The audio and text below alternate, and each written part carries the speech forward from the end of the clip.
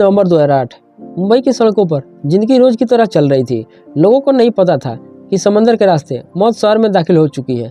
आम कपड़ों में आम से दिखने वाले 10 लड़के, कंधों पर बैग और अंदर छुपा था 166 लोगों की मौत का plan. CST station, Leopold cafe, Taj hotel, Nariman house. कोई गैंगवार नहीं था। यह भारत के इतिहास का सबसे बड़ा टेरर अटैक था और सवाल सिर्फ एक था, क्या यह तबाही रोकी जा सकती थी? 26/11 वो रात जिसने मुंबई को हमेशा के लिए बदल दिया।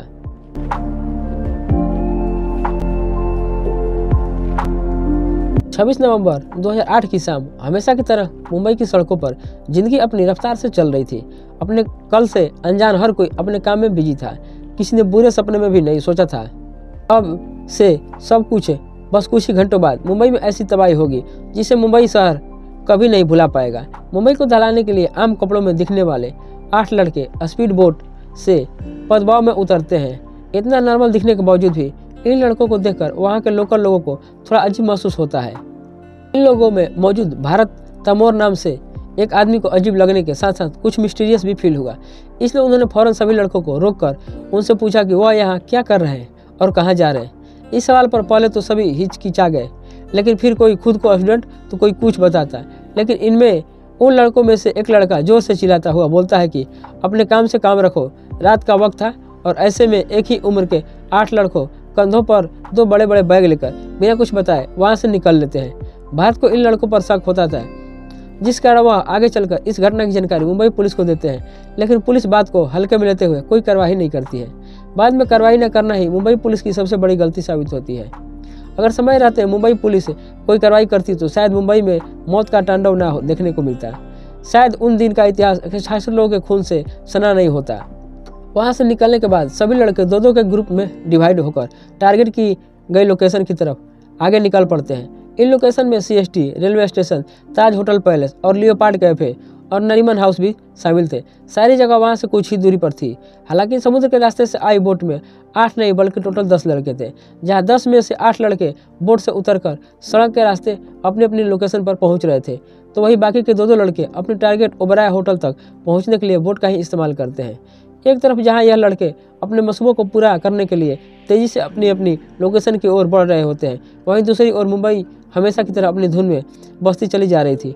लोग रोज की तरह कामकाज में बिजी थे, लेकिन अचानक मुंबई की गलियों में तड़तड़ाहट से थर्रा उठी।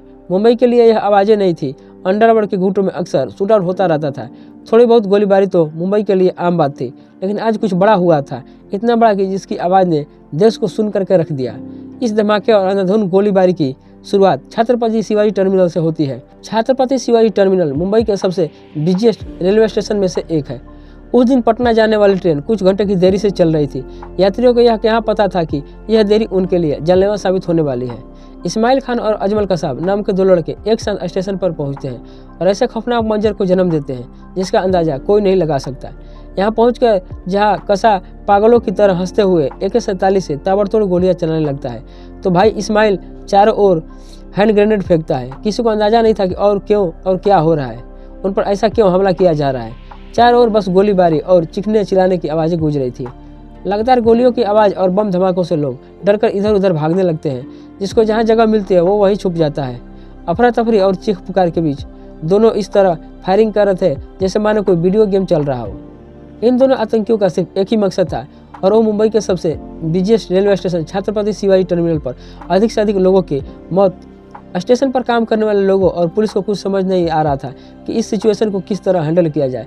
फिर भी दोनों आतंकियों को रोकने के लिए रेलवे पुलिस हर कोशिश करती है, लेकिन नाकाम रहती है। दरअसल दोनों लड़के पहले ही प्लान बनाकर आए थे और उनके पास हर तरह के हथियार मौजूद थे, लेकिन रेलवे पुलिस के पास केवल उनकी ड्यूटी रिवाल्वर ही मौजूद थी, जिस कारण वो इनका सामना नहीं कर पा रहे थे। वही शहीद हो जाते। लेकिन इसी बीच रेलवे स्टेशन के एक कर्मचारी विष्णु दत्ता राम ने अपनी जान की परवाह न करते हुए अनाउंसमेंट करके सभी पैसेंजर्स को आगाह कर दिया कि वह अपने फॉरेन स्टेशन को छोड़कर अपनी जान बचाएं। अनाउंसमेंट सुनते ही कई लोग अपनी जान बचाकर भागने में कामयाब रहे, लेकिन आतंकियों का हमला इतना भयानक था कि केवल 1 घंटे में 58 लोग अपनी जिंदगी गंवा देते हैं। वहीं 104 लोग बुरी तरह घायल हो जाते हैं। जब सीएसटी रेलवे स्टेशन पर गोलीबारी चल रही होती है, तभी मुंबई पुलिस को इस घटना की इन्फॉर्मेशन मिल जाती है। लेकिन इससे पहले कि पुलिस कोई एक्शन लेती, एक और खूनी खेल खेला जाता है, और इस बार लोकेशन अलग थी, मुंबई के फेमस लियोपार्ड कैफे में। उन्हीं 10 में से 2 आतंकी शोएब और नाजिर एकदम CST रेलवे स्टेशन जैसी ही घटना को अंजाम देते हैं। लियोपार्ड कैफे में अपनी शाम को हसीन बनाने में डूबे हुए लोगों को आने वाले पल की कोई खबर नहीं थी। पार्टियों में मशगूल लोगों में से किसी को भी अंदाजा नहीं था कि यह रात उनके लिए आखिरी रात साबित होती और खुशी और जश्न के माहौल में खोए हुए थे कि तभी 2 जवान लड़के हाथ में हथियार लिए कैफे में बैठे हर एक शख्स के खून के प्यासा बन जाते हैं। लियोपार्ड कैफे मुंबई का एक बेहद जाना माना कैफे है जहां लोगों की हमेशा भीड़ रहती है। इस कैफे पर फॉरेनर्स का भी हमेशा से आना जाना रहता है। कैफे की पॉपुलर और फॉरेनर्स की प्रेजेंस के कारण इस कैफे के टारगेट किया जाता है। दोनों आतंकी लियोपार्ड कैफे में घुसते ही कई राउंड फायरिंग करते हैं। अचानक से की गई अंधाधुंध फायरिंग से कैफे में बैठे कई लोग चाहकर भी अपनी जान नहीं बचा पाते, जिस कारण इस हमले में कई विदेशी और भारतीय लोग मारे जाते हैं। मुंबई में लगातार 2 अटैक होने के बाद भी बात यह नहीं थमी। रुख करते हैं जहां पहले ही इनके 2 गैंग मेंबर पहुंच चुके थे। लगातार हो रहे अटैक से चैन की नींद सो रहे लोग जाग जाते हैं। लोगों को उनके घर में ही रहने की सलाह दी जाती है। सब कुछ इतना अजीब और तेजी से हो रहा था कि किसी को सोचने, समझने और संभलने का वक्त नहीं मिल पाता। हर गुजरते मिनट के साथ मीडिया में अटैक की न्यू हेडलाइन फ्लैश कर रही थी। चंद घंटों पहले शुरू हुआ यह ऐसा विकराल रूप ले लेता है कि हर तरफ से सिर्फ गोलीबारी और बम ब्लास्ट की खबरें ही सामने आ रही थी। अपनी तेजी के लिए मशहूर मुंबई कुछ समय के लिए रुक सा जाता है। शुरुआती दौर में मुंबई पुलिस को यह सब एक गैंगवार लगता है, लेकिन कुछ ही समय में मुंबई पुलिस को समझ आ जाता है कि यह कोई गैंगवार नहीं बल्कि एक फुली प्लान टेररिस्ट अटैक है। मुंबई में उस दिन के समय कई जगह हमले हो रहे थे। जब CST स्टेशन और लियोपार्ड कैफे में हमला हो रहा था, तभी आतंकी एक एक करके ग्रुप ताज होटल को निशाना बना रहा था। ताज होटल पर अटैक की इतनी जबरदस्त प्लानिंग की गई थी कि जिस समय ताज होटल पर हमला किया जाता उस समय होटल के मैक्सिमम रूम्स बुक थे। हमले के वक्त यूरोपियन पार्लियामेंट कमेटी के कई डेलीगेट्स भी होटल में मौजूद होते हैं। इत्तेफाक से उस दिन गौतम अडानी भी ताज होटल में ही मीटिंग कर रहे होते हैं। हालांकि अपनी मीटिंग खत्म करके जैसे ही अडानी बाहर की ओर जाने लगते हैं, वैसे उनकी टीम उन्हें एक और मीटिंग के बारे में इन्फॉर्म करती है, जिस कारण बाहर निकलने के बजाय वह वापस से मीटिंग रूम में चले जाते हैं। एक तरफ अडानी मीटिंग के लिए चले जाते हैं तो दूसरी ओर अब आतंकी का तीसरा ग्रुप हाफिज और जावेद ताज होटल के मेन एंट्री में होटल में घुस जाते हैं। उनका होटल में एंटर करते ही होटल ताज गोलियों की तरतराहट और बम के धमाकों से गूंज उठता है। जैसे ही अडानी की टीम को इस हमले के बारे में पता चलता है, अडानी को तुरंत किचन के जरिए बेसमेंट में ले जाया जाता है और जहां वह रात भर रहते हैं और सुबह उन्हें मार्कोस कमांडो सेफली रेस्क्यू कर लेते हैं। अडानी तो सेफ हो चुके थे, लेकिन अभी भी यहाँ हजारों लोगों की जान दांव पर लगी थी। दोनों आतंकी लगातार फायरिंग कर रहे थे। गोलीबारी की आवाज़ सुनकर यह हर तरफ डर का माहौल था। सबसे पहले इन दोनों आतंकियों ने मेन गेट पर ड्यूटी कर रहे गार्ड की हत्या कर दी। उसके बाद होटल के ग्राउंड फ्लोर पर जो भी लोग थे उनमें से कुछ को मार दिया और कुछ को हॉस्टेज बना दिया। ग्राउंड फ्लोर के बाकी बाद आतंकी फायरिंग करते हुए सीढ़ियों से ऊपर के फ्लोर्स को खंगालने लगते हैं। हालांकि इस मौके का फायदा उठाकर मुंबई पुलिस अलग अलग गेट से कई बड़े अधिकारियों को सेफली रेस्क्यू कर लेती है। 2 के करीब लोग खुद को होटल के खिड़कियों को तोड़कर बेडशीट और पर्दों के सहारे अपनी जान बचाने में सफल होते हैं। यहाँ पर आतंकियों का मोटिव किसी बड़े बिजनेसमैन या फॉरेनर डेलीगेट्स को हॉस्टेज बनाने का था, ताकि इसके सहारे वो इंडियन गवर्नमेंट से नेगोशिएट कर सके। दोनों आतंकी होटल में घुसने के साथ ही पहले 5th फ्लोर पर अटैक भी इसलिए करते हैं कि क्योंकि 5th फ्लोर पर बिजनेसमैन सेंटर था। उन्हें लगा था कि इस फ्लोर पर उन्हें कोई ना कोई बड़ा आदमी जरूर मिल जाएगा। हालांकि अगर गौतम अडानी को रेस्क्यू नहीं किया जाता तो इनके मंसूबे पर पूरे हो जाते, लेकिन 5th फ्लोर पर किसी भी बिग पर्सनालिटी के नाम मिलने पर दोनों आतंकी फायरिंग करते हुए 6th फ्लोर पर चढ़ जाते हैं और वहां अपना कंट्रोल सेंटर बनाने के लिए एक कमरा तलाशने लगते हैं। उनकी नज़र रूम नंबर 520 पर पड़ती है, जो अंदर से बंद था।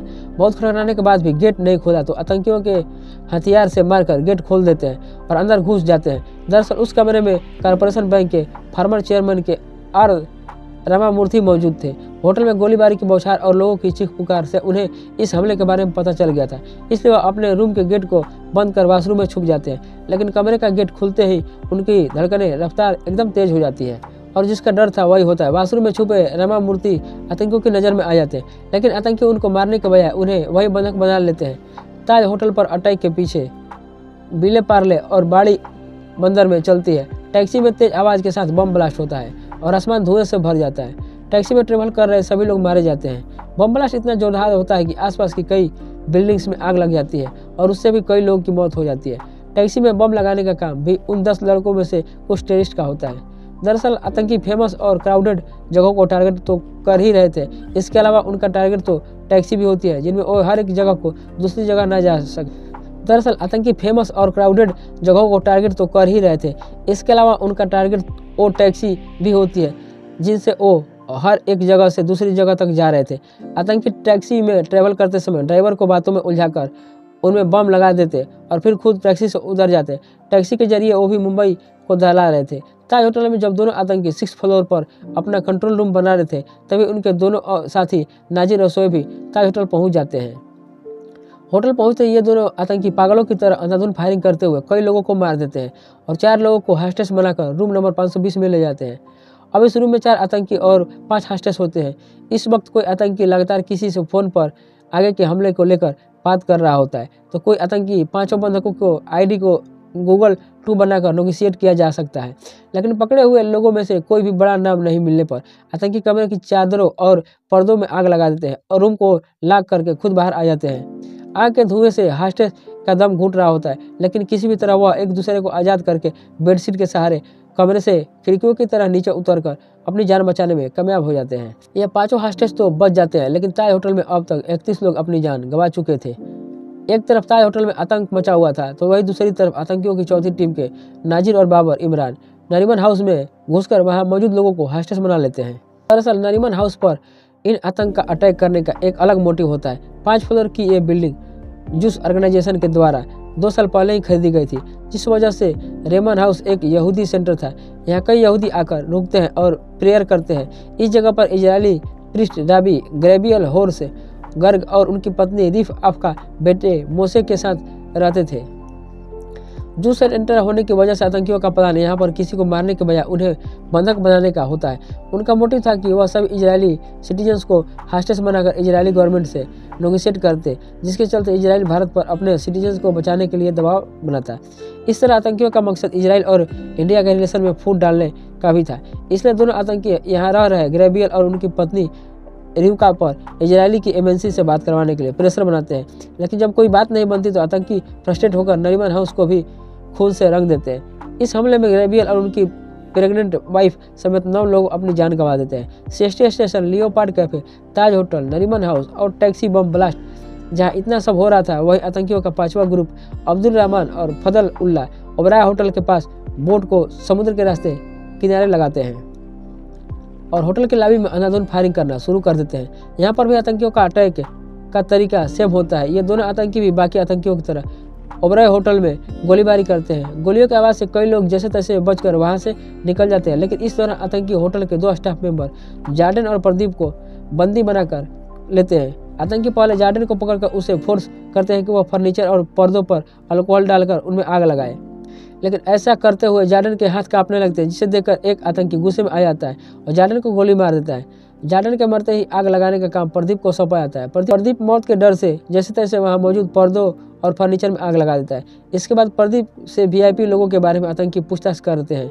यहाँ पर प्रदीप चालाकी दिखाते हुए कि वीआईपी ऊपर वाले फ्लोर पर होंगे, इसलिए लिफ्ट से जाना पड़ेगा और प्रदीप दोनों आतंकी लिफ्ट की तरफ आगे बढ़ते हैं। लिफ्ट के खुलते ही प्रदीप आतंकियों को चकमा देकर लिफ्ट अकेला में घुस जाता है और नीचे जाने का बटन दबाकर लिफ्ट को बंद कर देता है। और यह सब इतना अचानक हुआ था कि आतंकी को कुछ समझ नहीं आया, लेकिन इस चकमे से आतंकी बहुत गुस्से में आ जाते हैं और पहले लिफ्ट और फिर चारों तरफ पागलों की तरफ फायरिंग करने लगते हैं। इस हमले में 30 से ज़्यादा लोग अपनी जान गंवा देते हैं। एक ही दिन एक ही वक्त पर अलग अलग तरह से अटैक की खबर सुनकर महाराष्ट्र पुलिस क्लूलेस हो जाती है। कुछ देर के लिए उन्हें समझ नहीं आता कि उन्हें ऐसा क्या करना चाहिए। हालांकि गोलीबारी की सूचना पाते ही मुंबई एटीएस के हेड हेमंत करकरे जल्द ही अपनी टीम तैयार कर आतंकियों का पीछा करते हैं। वो पहले सीएसटी रेलवे स्टेशन पर पहुंचते हैं, पर वहां पर खून का खेल खेला जा चुका था। तभी उन्हें फोन पर पता चलता है कि 2 आतंकी बंदूकें लेकर कामा हॉस्पिटल के पास वाली में देखे गए हैं। यह क्लू मिलते ही हेमंत करकरे अपनी गाड़ी को कामा हॉस्पिटल की तरफ मोड़ देते हैं। इस गाड़ी में हेमंत करकरे के साथ ही एसीपी अशोक कामटे, विजय सावलकर, हेड कांस्टेबल अरुण यादव और 3 सिपाही भी मौजूद थे। गाड़ी जैसे ही कामा हॉस्पिटल की गली के पास पहुंचती है, सीएसटी पर हमला करने वाले कसाब और इस्माइल एकदम से गाड़ी के सामने आ जाते हैं और गाड़ी पर अंधाधुंध फायरिंग करते हुए वो कुछ ही मिनटों में AK-47 की 2 मैगजीन पुलिस की गाड़ी पर खाली कर देते हैं। इस दौरान पुलिस की तरफ से भी गोलीबारी होती है, जिसके चलते कसाब के हाथों में गोली लग जाती है, लेकिन आतंकियों के ताबड़तोड़ हमले ने पुलिस की गाड़ी को छलनी कर दिया था। पुलिस की तरफ से फायरिंग करते ही कसाब और इस्माइल की गाड़ी तरफ आगे बढ़ते हैं और कन्फर्म है कि कोई पुलिस वाला जिंदा भी नहीं बचा है। इस गोलीबारी में हेमंत करकरे सहित कई पुलिसकर्मी शहीद हो गए थे। दोनों आतंकियों ने जब गाड़ी में आगे पीछे देखकर पक्का किया कि कोई भी जिंदा नहीं है, और विजय सावलकर, हेमंत करकरे और अशोक कामटे की बॉडीज को नीचे उतारते हैं और ड्राइवर वाली सीट को खाली कर देते हैं। आतंकी पीछे की सीट पर बैठे पुलिसकर्मियों की डेड बॉडीज को भी गाड़ी से उतारना चाहते थे, लेकिन पीछे का डोर न खुलने की वजह से टाइम न वेस्ट करते हुए वो आगे की सीट पर बैठकर गाड़ी को लेकर वहां से मालाबार हिल्स की तरफ निकल जाते हैं। हालांकि गोलीबारी के कारण गाड़ी की हालत खराब हो जाती है और गाड़ी के टायर में गोली लगने की वजह से कुछ ही दूरी चलते ही गाड़ी पंचर हो जाती है। दोनों आतंकी गाड़ी को चेंज करने का सोचते हैं, तभी उन्हें सामने से एक सुविल बार हिल की तरफ बढ़ जाते हैं। इस वक्त दो चीजें अच्छी हुई, एक तो आतंकी सुविल को मारना भूल जाते हैं और दूसरा यह आतंकियों का ध्यान नहीं जाता है कि जिस पुलिस कार में बैठकर वो यहाँ तक आए थे, उनके पीछे की सीट पर हेड कांस्टेबल अरुण यादव अभी भी जिंदा थे। उनके बस कंधे पर गोली लगी थी और वह मरने का नाटक करते हुए पूरे रास्ते इस्माइल और कसाब की बातें सुनते आए थे।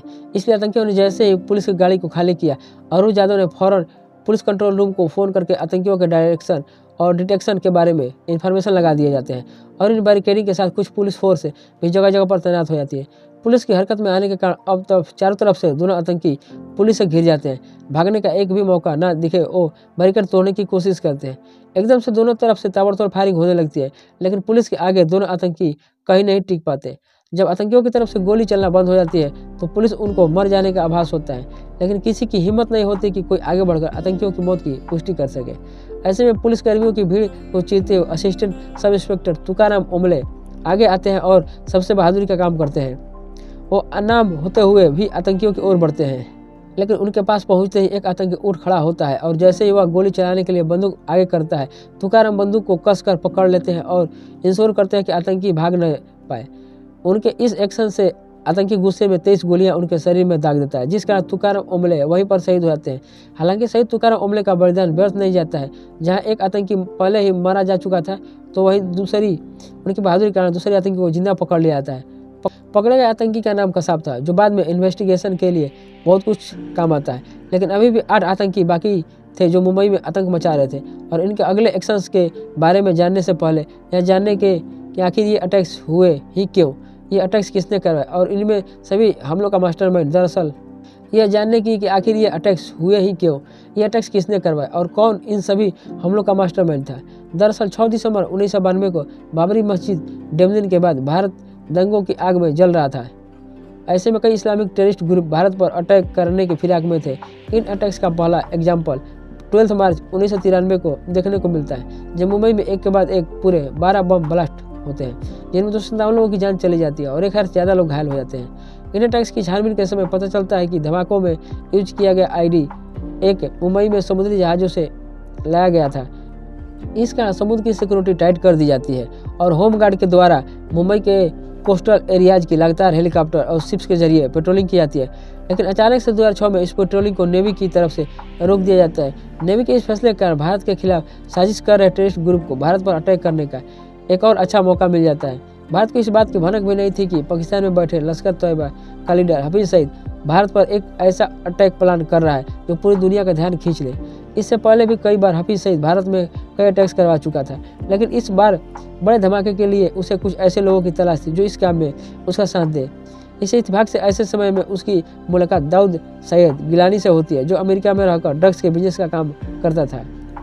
इस काम के चलते कई बार जेल भी जा चुका था।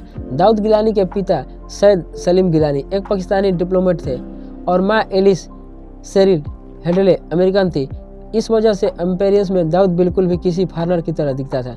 इस खास एम्पेरियस की वजह से वो हफीज सईद का इस्तेमाल किसी खास मकसद के लिए करना चाहता था। 2001 से ही हफीज सईद लगातार दाऊद गिलानी के टच में रहा और अपना मंसूबा पूरा करने के लिए 2002 में हफीज सईद दाऊद को दावत के बहाने पाकिस्तान बुलाता है। दोनों जब मिलते हैं तो हफीज दाऊद को अपना प्लान बताता है। हालांकि अभी वो क्लियर अपना पूरा प्लान दाऊद के सामने अनफोल्ड नहीं करता, पर इतना बता देता है कि उसे यह लड़ाई कश्मीर के लिए लड़नी है और दाऊद हफीज सईद के से काफ़ी इन्फ्लुएंस होता है और प्लान के लिए राजी हो जाता है। दाऊद को ट्रेनिंग के लिए कई बार पाकिस्तान बुलाया जाता है और मल्टीपल मीटिंग्स के बाद उसे लश्कर तैयबा के फॉरेनर रिक्रूटमेंट विंग कमांडर में ट्रांसफर कर दिया जाता है। पूरी ट्रेनिंग के बाद लश्कर तैयबा दाऊद को रिवील करता है कि अभी उसकी ज़रूरत कश्मीर के लिए नहीं बल्कि मुंबई के लिए है, लेकिन उसकी तैयारी के लिए सईद दाऊद को पहले यूएस लौटकर अपनी आइडेंटिटी को बदलने के लिए कहता है। दाऊद यूएस लौटकर अपनी मदर की आइडेंटिटी को यूज कर दाऊद सैयद गिलानी से डेविड कोमलन हेडली बन जाता है। यह सब करने में पाकिस्तान की आईएसएस दाऊद की हेल्प करती है और अटैक करने से पहले भारत आकर मुंबई के उन सभी लोकेशंस की डिटेल में जानकारी लेना जरूरी था, जिसके लिए डेविड हेडली को मुंबई पर कई बार आना पड़ता था। इसलिए डेविड हेडली बन चुका था दाऊद गिलानी। अपने स्कूल फ्रेंड तौहर हुसैन राना को कोऑर्डिनेट करता। दरअसल तौहब राना पहले पाकिस्तान आर्मी में डॉक्टर था, लेकिन बाद में एक कैनेडियन लेडी से शादी करके 1997 में कनाडा चला जाता है और वहाँ काफ़ी लंबे समय से अपनी वीजा कंसल्टेंसी कंपनी चला रहा होता है। दाऊद गिलानी तहबूर के साथ एक प्लान बनाता है और उसकी वीजा कंसल्टेंसी कंपनी की एक ब्रांच मुंबई में ओपन कर देता है, ताकि उसे मुंबई बार बार आने जाने में कोई परेशानी न हो। प्लान के मुताबिक इस पूरे काम को अंजाम देता है और उसे फॉरेनर लुक और यूएस पासपोर्ट होने की वजह से मुंबई में कोई भी उस पर शक नहीं करता है। इस तरह वो कई बार मुंबई आता है और समुद्र के रास्ते किन किन फेमस जगहों पर अटैक किया जा सकता था, ऐसे हर एक जगह की जानकारी लश्कर तैयबा को देता है। दूसरी तरफ पाकिस्तान में बैठा हाफिज सईद भी मिलकर इस इंफॉर्मेशन की मदद से मुंबई पर अटैक करने की प्लानिंग करता है। अटैक की प्लानिंग हो जाने के बाद उसे एग्जीक्यूट करने के लिए कुछ लड़कों की ज़रूरत थी जो मुंबई जाकर इस प्लान को सफल बनाते। इसलिए देर न करते हुए हाफिज सईद लड़कों को सिलेक्शन और ट्रेनिंग का काम भी जकी और रहमान लखवी को सौंप देता है। लखवी इस काम में अपने साथ शाह अब्बू कफाफ आजा को भी शामिल करता है। यह लोग ऐसे नौजवान लड़के की तलाश करते हैं जो घर से भागे हुए हो या जिसकी शादी ना हुई हो, ताकि उन लोगों के आगे पीछे कोई ना हो और आसानी से मजहब और जिहाद की आड़ में इनका ब्रेन वॉश किया जा सके। काफ़ी खोजबीन के बाद 32 लड़कों को सिलेक्ट किया जाता है। शुरुआत में सिलेक्ट किए गए सभी लड़के को बताया जाता है कि उन्हें कश्मीर को आज़ाद कराने के लिए चुना गया है। मजहब के नाम पर उनको भटकाया जाता है। उन्हें कहा जाता है कि अल्लाह ने उन्हें इस पाक काम के लिए खुद चुना है। कट्टरपंथा से प्रभावित सभी लड़के प्लान को अंजाम देने के लिए ट्रेनिंग में जीवन लगा देते हैं। ट्रेनिंग 3 राउंड्स में डिवाइडेड होती है। पहले राउंड की ट्रेनिंग दौरा ए अम्मा, दूसरे राउंड की ट्रेनिंग दौरा ए सफ़ा और थर्ड राउंड की ट्रेनिंग में दौरा ए खासा के नाम से होती है। पूरी ट्रेनिंग के दौरान इनके सामने भारत के मुस्लिम्स की कंडीशन को बहुत बुरी तरह से पेश किया जाता है। इनके दिमाग में भारत को लेकर इतना जहर घोला जाता है कि ये चाहकर भी कुछ और सोच नहीं पाते। हर हाल में अपने मकसद को अंजाम देने के लिए तैयार हो जाते। ट्रेनिंग के दौरान सभी लड़के को कई घंटों तक हथियार चलाना सिखाया जाता है और हैंड ग्रेनेड फेंकने और रॉकेट लॉन्चर दागने की भी ट्रेनिंग दी जाती है। 2 राउंड की ट्रेनिंग तो सभी लड़के जैसे तैसे कर लेते हैं, जिसमें खाने और नमाज पढ़ने के अलावा किसी और काम की छूट नहीं होती है। लेकिन दौरा एक खासा ट्रेनिंग के दौरान सभी लड़के को 60 घंटों तक भूखा रखकर पहाड़ पर चढ़ने की ट्रेनिंग दी जाती है। यह ट्रेनिंग एक इस कदर होती है कि कई लड़के इसे बीच में ही छोड़कर भाग जाते हैं। तीसरे फेज की ट्रेनिंग के बाद केवल 15 लड़के बचते हैं, जिन्हें फिर दौरा ए रिबात नाम की इंटेलिजेंस ट्रेनिंग भी दी जाती है। इस तरह अगस्त 2008 आते आते पूरी ट्रेनिंग खत्म होती है। इसके बाद मुंबई पर अटैक करने के लिए 10 लड़कों को चुन लिया जाता है। सिलेक्शन के बाद इन्हें 2-2, 5-5 ग्रुप में बांट दिया जाता है। सभी को भारत में इस्तेमाल करने के लिए एम कम्युनिकेशन, सैटेलाइट फ़ोन, मैप और कुछ पैसे दिए जाते हैं। 27 सितंबर 2008 को मुंबई पर अटैक करने की प्लानिंग फिक्स होती है, जिसके लिए ट्रेन किए गए सभी लड़कों को कराची बुलाया जाता है, लेकिन लास्ट मोमेंट पर इसे रोक दिया जाता है। उसी महीने दिल्ली में लगातार 5 बम ब्लास्ट हुए थे, जिस वजह से दिल्ली और मुंबई जैसे जगहों पर रेड अलर्ट था और जगह जगह छापेमारी हो रही थी। इन सभी खबरों को देखते हुए लश्कर की लीडरशिप इस हमले को कुछ दिन के लिए डिले कर देती है। इसके बाद अक्टूबर में एक बार फिर सभी 10 लड़कों को बुलाया जाता है और फिर से ट्रेनिंग के कुछ रिमेनिंग पार्ट्स को पूरा किया जाता है। इस बार सभी लड़कों को स्विमिंग करने और बोट चलाने की ट्रेनिंग दी जाती है। सभी को वीडियो के जरिए टारगेट करने वाली जगहों को बड़ी स्क्रीन पर दिखाया जाता है। इनमें से टारगेट तक पहुंचने के लिए कौन सी रोड का इस्तेमाल करना है और कौन इन जगहों पर अटैक करना है, A to Z सब बताया जाता है। अटैक मुंबई में किया जाना था, इसलिए सभी लड़कों को मराठी की भी ट्रेनिंग दी जाती है। उन्हें ऐसे कपड़े पहनने के लिए दिए जाते हैं जो उस समय मुंबई के यूथ के बीच ट्रेंड में थे। सभी के हाथों में कलावा भी बांध दिया जाता है ताकि ये दिखने में लगे कि हिंदू है। बाद फाइनली अटैक करने के लिए सभी लड़कों को 22 नवंबर की सुबह एक छोटे से जहाज में बैठाकर रवाना कर दिया जाता है। कई घंटों तक समुद्र में चलने के बाद सभी को दूसरे ओर बोट अल हुसैनी में शिफ्ट कर दिया जाता है। अल हुसैनी में पहले से ही सभी के 2-2 बैग रखे थे, जिनमें से अटैक करने के लिए हर तरह के हथियार मौजूद थे। अगली सुबह उन्हें एक कुबेर नाम का इंडियन शिप दिखाई देता है, जिसको अमर सिंह सोलंकी चला रहे थे। उस शिप में उनके साथ 3 और लोग मौजूद थे। यहाँ पर आतंकी अपना जहाज खराब होने का बहाना बनाकर कुबेर में बैठ लोगों से मदद की गुहार लगाते हैं, लेकिन जैसे ही जहाज पास आता है वे सभी लड़के कुबेर पर मौजूद 3 लोगों को मारकर कैप्टन अमर सिंह को मुंबई की तरफ जहाज चलाने के लिए फोर्स करते हैं। जैसे ही जहाज मुंबई के नज़दीक आता है, आतंकी अमर सिंह को मार देते हैं और शिप को लेकर 26 नवंबर की शाम तक मुंबई के किनारे तक पहुंच जाते हैं। इसके बाद यह 10 आतंकी मुंबई में किस तरह आतंक मचाते हैं यह तो हम जान ही चुके हैं, लेकिन इन टेररिस्ट अटैक को रोकने और हॉस्टेज को रेस्क्यू करने के लिए भारत सरकार का क्या एक्शन लेनी है, यह जानने से पहले यह बताते हुए कि 26/11 के अटैक से कुछ दिन पहले ही यूएस ने लश्कर-ए-तैयबा के अल हुसैनी शिप के कोऑर्डिनेट्स भारत सरकार को प्रोवाइड कर दिए थे। इसके बावजूद इंडियन अथॉरिटीज ने न तो कोऑर्डिनेट को ही हेल्प से अल हुसैनी शिप को ट्रैक किया और न ही कोई एक्शन लिया। यहाँ तक कि national security adviser M.K. Narayan ने नेवी और कोस्ट गार्ड के साथ कार्रवाई के योग्य खुफिया जानकारी साझा की थी, लेकिन फिर भी समुद्र में न तो अल हुसैनी शिप को पकड़ा गया और न ही इन खौफनाक हमलों को अंजाम देने वाले हथियारों से लैस आतंकियों को रोका जा सका, जिसका परिणाम आज मुंबई को झेलना पड़ रहा था। अटैक से पहले इंडियन अथॉरिटी द्वारा कोई भी एक्शन न लेने की वजह से मुंबई में पहले से काफ़ी तबाही हो चुकी थी। इसके अलावा अभी तक मुंबई पुलिस सिर्फ 2 आतंकियों को कंट्रोल कर पाई थी। अभी भी 8 टेररिस्ट 3 जगहों पर अपना कब्जा जमाए हुए थे। 2 आतंकी ओबराय होटल में तो 4 आतंकी ताज होटल में मौजूद थे। वहीं 2 आतंकी नरीमन हाउस को अपने कंट्रोल में किए हुए थे। कसाब के पकड़े जाने और ताज होटल, नरीमन हाउस और ओबराय होटल में हो रहे लगातार धमाकों के बाद आखिरकार महाराष्ट्र गवर्नमेंट फुली एक्टिव होती है और सबसे पहले महाराष्ट्र गवर्नमेंट सेंट्रल गवर्नमेंट से हेल्प मांगती है। न्यू दिल्ली से एनएसजी कमांडो को तैयार किया था, लेकिन एनएसजी को टाइम से एयरक्राफ्ट नहीं मिल पाने की वजह से उन्हें मुंबई आने में समय लगने वाला था। इसलिए काउंटर अटैक करने और सिचुएशन को संभालने के जिम्मा मार्कोस को दिया था।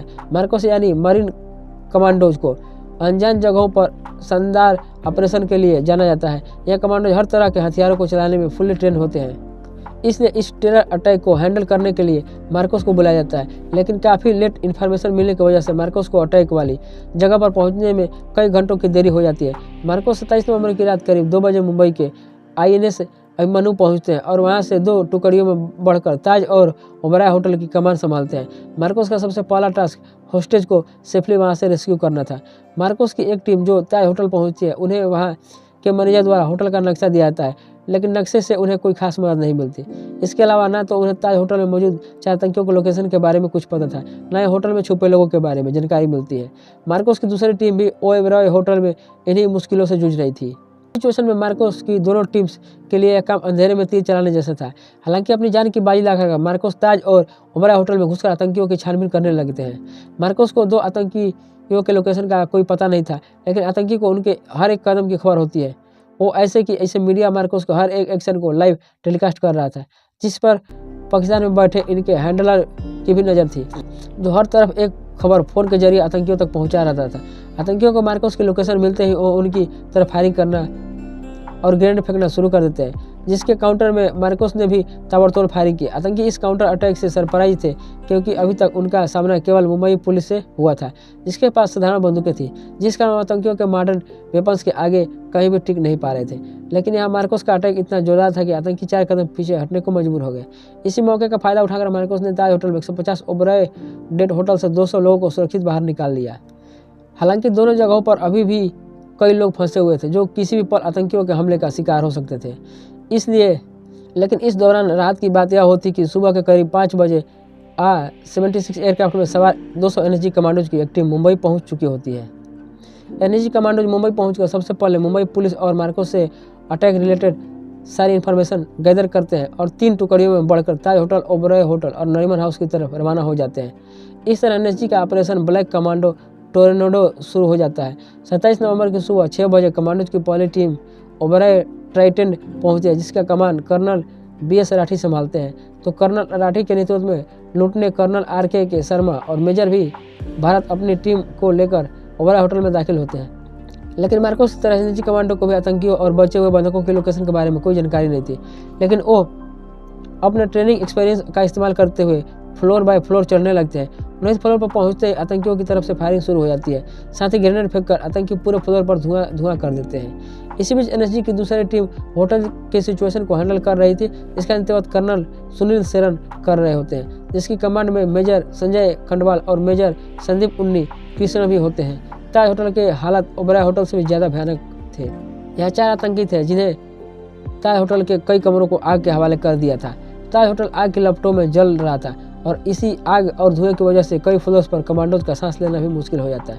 ऐसे में आतंकियों को ढूंढ खत्म करने और होटल में फंसे हुए लोगों को बचाने के लिए एनएसजी को रिग्रुप होना पड़ता है।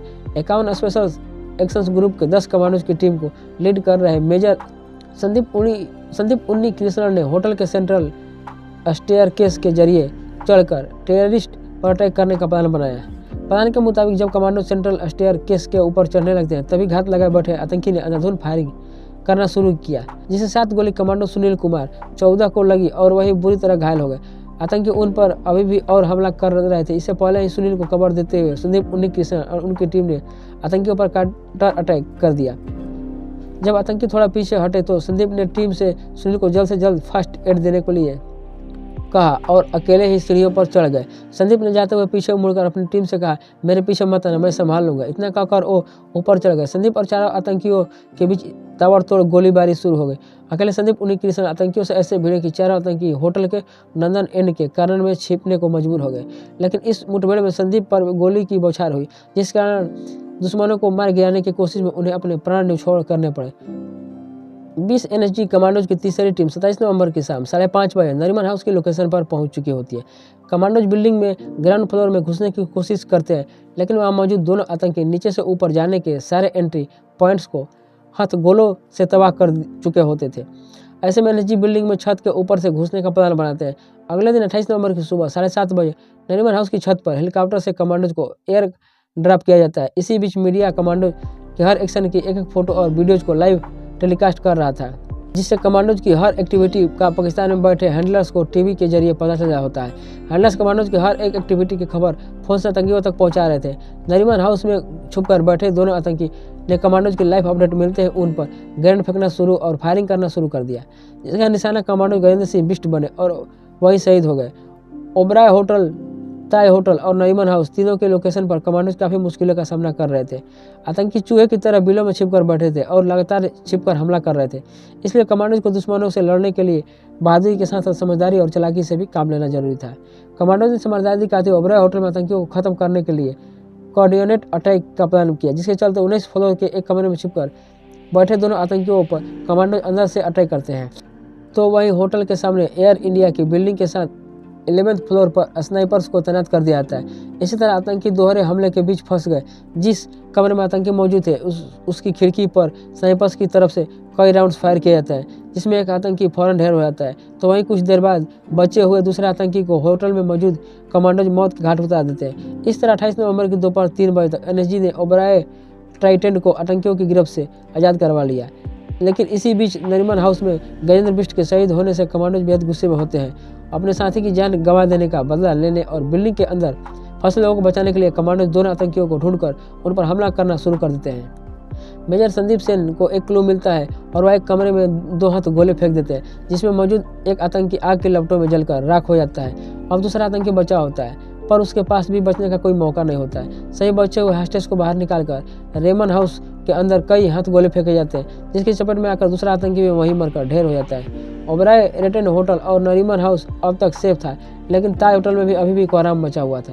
मेजर संदीप सिंह के शहीद होने से निराश होकर कमांडोज को अपने कर्तव्य का पालन करने और मेजर संदीप सिंह के हथियारों से बदला लेने के लिए एनएसजी चीफ के दत्त कमांडोज में फिर से जोश भर देते हैं। मेजर खंडवाल और उनके कमांडोज आतंकियों की खोज में होटल के चप्पे चप्पे को छानने लगते हैं। तभी उन्हें ताज होटल के वसाबी रेस्टोरेंट से गोलियों की आवाज़ सुनाई देती है। कमांडोज ने बिना देर किए कई हाथ गोले वसाबी की तरफ फेंक दिए, जिसमें वो वसाबी रेस्टोरेंट आग के लपटों में होता है और जान बचाने के लिए आतंकी जैसे चिड़ियों की तरफ भागते हैं, सभी कमांडो 4 आतंकियों को गोलियों से छलनी डालते हैं। इस तरह 29 नवंबर की सुबह 8 बजे तक ताज होटल भी साफ हो जाता है। 10 मिनट में से 9 आतंकी मारे जा चुके होते हैं और एक आतंकी अजमल कसाब को जिंदा पकड़ा जा चुका था। 26 नवंबर की शाम को शुरू हुआ यह मौत का खेल 29 नवंबर की सुबह खत्म होता है। अटैक में 166 बेकसूर लोग मारे गए, जबकि 300 से ज़्यादा लोग गंभीर रूप से घायल हो गए। 60 घंटों तक सांस रोककर कई बैठी मुंबई आखिरकार रात की सांस ली। लेकिन 10 लड़कों का मुंबई में घुसकर ऐसी खौफनाक घटना को अंजाम देना भारत के लिए एक बड़ा इंटेलिजेंस फेलियर था। इस घटना ने पूरे भारत सरकार को अपनी सुरक्षा को लेकर सोचने को मजबूर कर दिया था। इस पूरी घटना के बाद भारत समेत पूरी दुनिया में काफ़ी वक्त का हलचल तक रही। जहां वर्ल्ड मीडिया में इस आतंकी हमले की निंदा हो रही थी, तो वहीं महाराष्ट्र में मंत्रियों के इस्तीफे का दौर जारी था।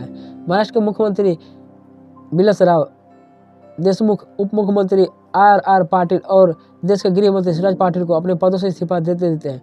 इंडियन शेयर मार्केट क्रैश कर चुका होता है और मुंबई में फिल्मों की शूटिंग रोक दी जाती है और इंग्लैंड क्रिकेट टीम भारत से ऑनगोइंग टेस्ट मैच छोड़कर वापस इंग्लैंड चले जाते हैं। वहीं भारत की जनता इस हमले से पाकिस्तान से बदला लेने के लिए भारत सरकार से अपील करती है।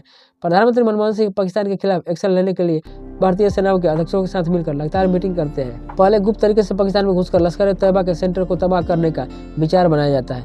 फिर एयरफोर्स के जरिए हवाई हमले में पाकिस्तान के आतंकी संगठनों को उड़ाने के बारे में सोचा जाता है, लेकिन अंत में कोई भी ऑन न करने का फैसला लिया जाता है। इस दौरान पाकिस्तान पहले इस अटैक में अपनी इन्वॉल्वमेंट को लेकर साफ इनकार करता है, लेकिन बाद में कई फोन रिकॉर्डिंग्स और पकड़े गए आतंकियों अजमल कसाब के बयान से जब साफ होता है कि 200 आतंकी लश्कर-ए-तैयबा के थे और हमले के दौरान उन्हें पाकिस्तान में बैठे उनके हैंडलर्स इसे इंस्ट्रक्शन मिल रहा था, तो भारत सरकार और यूएन के दबाव में पाकिस्तान की तरफ से लश्कर-ए-तैयबा और उम्माद उदावा के कुछ लोगों को गिरफ्तार किया जाता है। साथ ही अमेरिका भी दाऊद सईद गिलानी और हुसैन राना को इस हमले का दोषी मानते हुए अरेस्ट कर जेल में डाल देता है। भारत इस आतंकी हमले का बदला तो नहीं लेता, लेकिन आतंकवाद पर लगाम लगाने के लिए भारत सरकार द्वारा 31 दिसंबर 2008 को नेशनल इन्वेस्टिगेशन एजेंसी को एस्टेब्लिश किया जाता है। एनआई को भारत में टेररिस्ट एक्टिविटीज़ को इन्वेस्टिगेट करने का काम सौंपा जाता है। इसके अलावा एनएसजी के सेंटर्स को बढ़ाने का भी काम किया जाता है। मुंबई, चेन्नई और कोलकाता के साथ साथ कई जगहों पर एनएसजी के सेंटर्स खोले जाते हैं, जिससे कमांडोज बिना किसी देरी के हमले वाली लोकेशन पर पहुंचकर सिचुएशन को संभाल सके। इसके अलावा आतंकवादी अजमल कसाब पर कई सालों तक ट्रायल चलता है, जिसके चलते पाकिस्तान के लश्कर-ए-तैयबा इस अटैक को लेकर कई राज्यों का खुलासा होता है। ट्रायल के दौरान सैकड़ों बेकसूर की जान लेने वाला आतंकी कसाब अपनी जान की भीख मांगता रहा, लेकिन इस अटैक के सर्वाइवर के हेड कांस्टेबल अरुण यादव की गवाही की बदौलत 2010 में कसाब को फांसी की सजा देने का फैसला होता है और फाइनली 21 नवंबर 2012 को पुणे की जेल में कसाब को फांसी दे दी जाती है।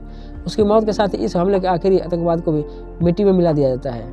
अगर आप चाहते हैं कि ऐसी सच्ची कहानियाँ कभी न भुलाई जाए, अगर आप उन 166 बेगुनाहों को श्रद्धांजलि देना चाहते हैं और उन हर हीरोज को सलाम जिन्होंने अपनी जान दे दी, तो वीडियो को आखिर तक जरूर देखें, चैनल को सब्सक्राइब करें और इस वीडियो को शेयर करें ताकि सच्चाई हर किसी तक पहुंच सके।